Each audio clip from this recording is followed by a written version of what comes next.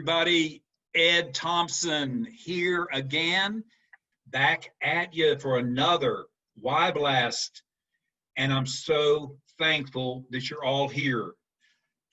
Today, I'm a little bit sober and somber at what I want to bring to you. When I first began the blast, I was pretty pumped, but then I got to thinking, why am I doing this? And I'm doing this to encourage each and every one of you believers, I'm talking to believers mostly today, to understand that there's a falling away effect going on because of COVID. I'm seeing it, and I'm hearing a lot of people say that people simply are getting into a groove of watching church at home and not assembling together. So I'm going to take you all into two verses that address that. And I just want you to hear my heart, and I want to be able to come forth and let you know there's a lot of hope out there. Let's start. The big idea is our verse of the day. And the verse of the day is two verses that actually explain who I am and what I do. And here is how it goes. It says, and let us consider how to stimulate and stir, to provoke, and to warn people unto love and to good deeds, and not forsake assembling together, as is the habit of some, but encouraging one another. And all the more as you see the day of the Lord drawing near.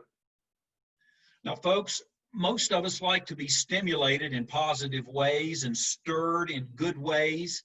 Sometimes being provoked is not fun, but it does bring success. And in other words, when I get provoked, it usually does me good, just like when I get warned, it usually does me good.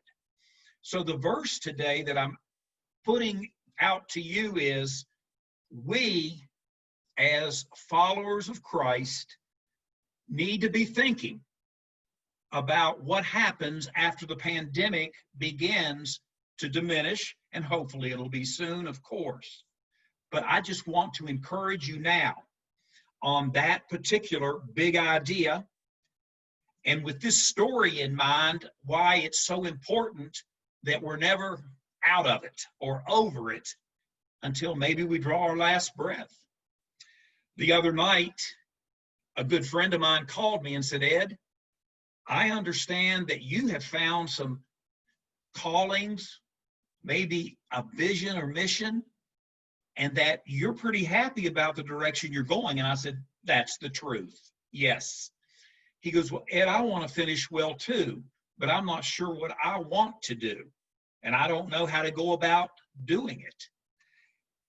To which I replied, how about let's you and me talk weekly and ask God what you can do next, what he's leading you toward. And with the other thing in mind, you might want to know, Lord, what would you have me do? And in the meantime, delight yourself in him and let him give you the desires of your heart.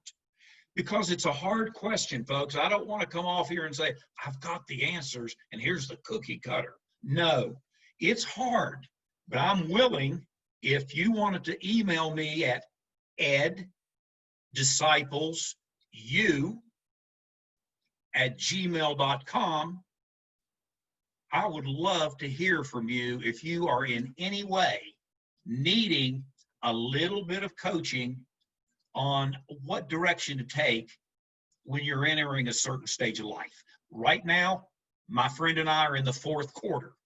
Right now, I know I want to teach the word to young kids, and I'm going to do it through Child Evangelism Fellowship. And I'm hoping that's next month, if and when school opens. But folks, let's not forget the assembling together as well. Let me encourage you to stay disciplined. Take the initiative to keep in touch with people you know and love from your groups, from your choir, from anywhere in the church, and keep that cohesiveness going. because there will be a day when we go back, but I'm just hoping there'll be a day when we all go back. Now, I'm going to finish up, folks. That was Hebrews 10, 24, and 25. Let me read a commentary to close this out today. And just let you know, as you can tell, that I'm very serious about this. When it says, don't forsake gathering together, listen to this for just a moment. The commentary on that verse says, and I'll turn one page back and go to 10:25, which says, to neglect Christian meetings is to give up the encouragement of help of other Christians. We gather together to share our faith and to strengthen one another in the Lord. As we get closer to the day when Christ will return, we are going to face many spiritual struggles, even times of persecution. Anti-Christian forces will grow in strength. Difficulties should never be excuses for missing church service. Rather, as the difficulties arise, we should make an even greater effort to be faithful in attendance. Folks, that's what it's about. I want to encourage you to be faithful. Some of you are already back. Some of us aren't. But it is different than it's ever been. And for us to not be meeting in a country that we are free to meet in, let's pray towards that.